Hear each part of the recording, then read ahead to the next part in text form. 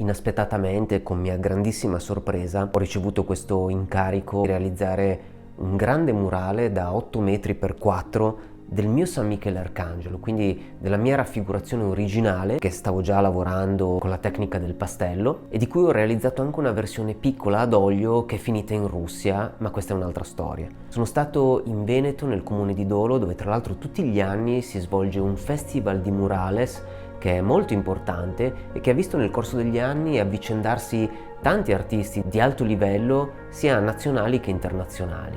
Quindi per me è stato un onore, oltre che un piacere, poter lasciare il mio segno su una parete con un mio dipinto originale che per l'occasione ho ridimensionato. Sono stati giorni bellissimi e intensi, ho lavorato con le mie pitture acriliche da esterno, quindi con pennelli, pennellesse, rulli. Ho lavorato su una piattaforma semovente, una specie di ascensore che mi permetteva di raggiungere le altezze più elevate.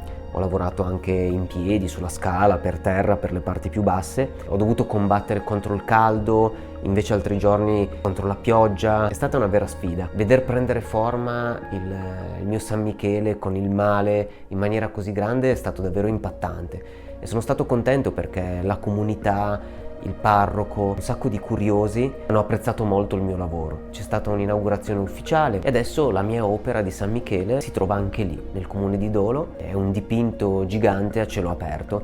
Tra l'altro è presente su Google Maps, quindi potete cercarlo, scoprirne l'esatta ubicazione e andare a visitarlo quando volete. Spero di fare altri murales in futuro.